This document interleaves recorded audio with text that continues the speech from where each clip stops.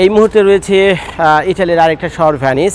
আর Venice শহরের একটা জায়গা আছে নাম হলো ম্যাস্ত্রে। তো আমি ম্যাস্ত্রেতে উঠেছি কিছুক্ষণ আগে, আসছি 2 ঘন্টা আগে ইটালির রোম থেকে। তো যে হোটেলে উঠেছি আমি, সেই হোটেলটা আপনাদেরকে একটুখানি দেখা। লরেন, তুই আমাকে ভিডিও করতে দিবা না? এটা আমার মেয়ে, দোয়া করবেন আমার ছোট্ট মেয়েটার জন্য। আর এখানে আমি যে হোটেলে উঠেছি রাস্তার এই ধারে, এটার নাম হলো হোটেল, লেখা আছে ওই যে পাশে আড্রিয়া, একটু ভালো করে দেখাই আপনাদেরকে। এটা হলো 3 তলা একটা হোটেল। এই পুরো যে সাদা বিল্ডিংটা দেখছেন পুরাটাই হোটেল। আর এই রাস্তাটা সোজা কোথায় গেছে তা তো আমি জানি না, তবে এখানে লোকাল ট্রান্সপোর্ট আমি দেখতে পাচ্ছি। এই যে হলো এখানকার লোকাল বাস। আসলে আজকে প্রথম বললে ভুল হবে, এটা আমার লাইফে প্রথম ইটালির ভ্যানিস শহরে আগমন। তো কালকে সারাদিন আছি, ভ্যানিসে থাকবো, ঘুরবো ফিরবো, বেড়াবো, এক্সপ্লোর করবো। তো আজকে রাত্রে বের হচ্ছি, দেখি ভ্যানিসে কী দেখার আছে। তো এটা হলো ভ্যানিসের মেয়ে ছেলে যাদের কিনা আছে, ভ্যানিসের মেয়েরা দেখতে এরকম। I am the only guest today? Oh no, there is also, it's not full, no, it's not completely booked How is life? Because people want to know from you that how is life in Italy? From here is completely quiet. So yes, fine. Nothing so exciting to do here. I see. You have a nightclub here? You know the Venice Casino. You go to nightclub? Sometimes. আমাদের আসলে লাইফে তো প্রথম, জীবনে প্রথম নাকি?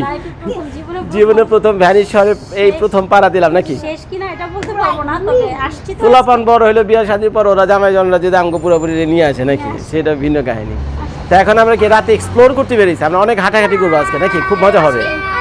হ্যাঁ, আমরা অনেক হাঁটাহাঁটি করবো বাইরে। একটা জিনিস হলো, এখানে ভেবেছিলাম প্রচণ্ড ঠান্ডা পড়বে, বুঝছেন? ঠান্ডার বুঝতে গেলে কোনো ঠান্ডা মুন্ডা নাই, বুঝছেন? ভ্যানিসে কোনো ঠান্ডা মুন্ডা নাই। যতবার গুগলে যাই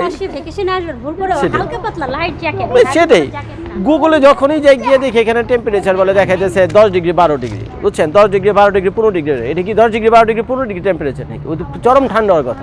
খাওয়া খাও বস্তা হবে, কতগুলি ল্যাব কম্বল নিয়ে এসে মেজাজটা খারাপ হয়। অসহায় এতিমের মতো আমরা হেঁটে হেঁটে ভ্যানিস সিটি দেখতে। তুমি যদি মানে ট্রাভেল লাইক করো, ভ্রমণ লাইক করো, তো এটা যে কত বড় একটা অ্যাডভেঞ্চার, নতুন একটা দেশে নতুন মাটিতে, ঠিক আছে, তুমি যে হাঁটবা, নতুন সব কিছু অপরিচিত, এটার ফিলিংটা হলো ডিফারেন্ট, বুঝছো নাকি? না, এটাই তো কথা। অরিন, কেমন লাগছে তোমার? তোমার কাছে মনে হচ্ছে আর ফুটপাথ দিয়ে হাঁটতেছো নাকি? তোমার কাছে মনে হচ্ছে ফুটপাথ দিয়ে হাঁটতেছো? এই হাঁটতেই বেরোচ্ছি, কারণ আমরা মাত্র আজকে আসলাম। এনজয় করে সবকিছু। এখানকার গাড়িগুলো ডিফারেন্ট, বাড়িগুলো ডিফারেন্ট, রাস্তাঘাট শুধু সেমই আছে, সবই হলো সিমেন্ট দিয়ে। গাড়িগুলোর উপরে কেন একটা ভিডিও করতেছ না তুমি? কোন গাড়ি এগুলি? হ্যাঁ, এত ছোট ছোট গাড়ি আমাদের আমেরিকাতে কি এরকম ছোট ছোট এত গাড়ি আছে? না, এই গাড়ি তো নাই, ফ্লোরিডাতে তো নাই। আর ম্যাচটা হলো যে ইটালির ভ্যানিস সিটি আছে না, ইটালির ভ্যানিস সিটির নাকি, ওই ভ্যানিস সিটির ভিতরে মানে ছোট একটা সিটি হবে, যেটা নামে গেলো ম্যাচে। তো পথ দিয়ে আমি হেঁটে যাচ্ছি, তো দেখলাম যে এখানে যে গাড়ি ঘোড়াগুলো আছে না, সবগুলো চিপা, সবগুলো গাড়ি চিপা। তো ভাবলাম এই চিপা গাড়ি কী কারণে, ছোটো এই গাড়ি চিপা কী কারণে এত? তো ভাবলাম এটার উপর একটা ভিডিও করে আপনাদেরকে দেখ। তো শানু বলো, আমেরিকাতে তো এরকম চিপা গাড়ি নাই, আমি তো দেখিনি। দেখছো গাড়িটার অবস্থা, দেখছো? না, পিছনে মানুষ বসতে পারবে, প্লাস জিনিসপত্র রাখতে পারবে। এখন প্রশ্ন হলো, না ট্রাঙ্ক আছে, এই যে ট্রাঙ্ক আছে যেখানে, এই যে ট্রাঙ্ক এখান থেকে খুলতে পারবে। হ্যাঁ, বাট যাই হোক, হয়তো দু একটা লাগেজ রাখা যেতে পারে। এখন প্রশ্ন হলো যে গাড়িগুলো এরকম চিপ্পা কী কারণে, এখানে চিপ্পা কী কারণে গাড়িগুলো, বলো দেখি। কুইক কোয়েশ্চেন, ঝটপট প্রশ্ন, ঝটপট উত্তর। চিপা কারণ আমার মনে হয় এটা তো সিটি, আসলে সিটি কেন সারা ইসের মধ্যে মনে হয় একই অবস্থা। ইটালি যে কান্ট্রি, সবখানেই আমার মনে হয় একই অবস্থা।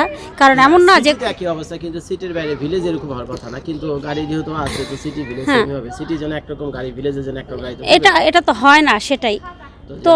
হ্যাঁ বলো। দেশ ছোট, হ্যাঁ জায়গা ছোট, গাড়িও ছোট। ইউরোপের যতগুলো দেশ আছে, ইটালি হলো প্রথম 5-10টা যতগুলো বড় দেশ আছে তার মধ্যে ইটালি হলো একটা, ম্যাপে যেটা দেখা যায়।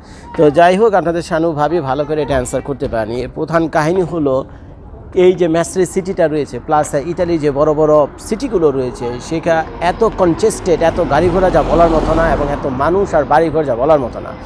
তো যার ফলে যে কাজটা হয়েছে, এখানে রাস্তার পাশে তাদেরকে গাড়ি পার্কিং করতে হয়। দেখছেন রাস্তার পাশে ওই যে একটা ব্লু লাইন দেখতে পাচ্ছেন না, এই ব্লু লাইনটি হলো ফ্রি পার্কিং জোন। এই ব্লু লাইনটি হলো ফ্রি পার্কিং জোন, এখানে মানুষ এসে গাড়ি রাখে। তো এখন এই রাস্তার পাশে যেহেতু তাদেরকে গাড়ি রাখতে হবে, যে সমস্যাটা হয়েছে, তো গাড়ি যদি সাইজে বড় হয়ে যায় তাহলে তো তারা রাস্তার পাশে এভাবে গাড়ি রাখতে পারবে না, মানে গুতুগুতি লেগে যাবে এক গাড়ির সাথে আরেক গাড়ি। তো যার কারণে এই ইটালির সরকার মনে করছে তো তাদের জন্য স্পেশালভাবে এরকম চিপা চিপা গাড়ি।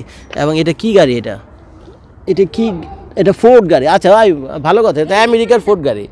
আচ্ছা এটা আমেরিকার ফোর্ড গাড়ি, আমি তো ভাবছিলাম ইটালিয়ান গাড়ি হবে।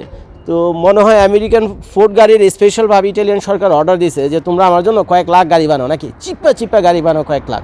তো যার ফলে সেই চিপা চিপা গাড়িগুলো ফোর্ড কোম্পানি আইসা সব ইটালিতে এনে ছেড়ে দিছে। এখন এই যে রাস্তায় চিপা চিপা গাড়ি হওয়ার কারণে দুইটা গাড়ি পার্কিংও ছোট ছোট, অনেক কম জায়গা লাগবে আপনার, অন্তত 2 ফিট জায়গা অন্তত বেড়ে যাবে, সামনে পিছনে 2 ফিট জায়গা বেঁচে যাবে। 2 ফিট জায়গা বেঁচে যাওয়া মানে এক রাস্তার পাশে একটা গাড়ি পার্কিং করার জন্য একটা বহুত বড় নিয়ামত, বহুত বড় কি নিয়ামত।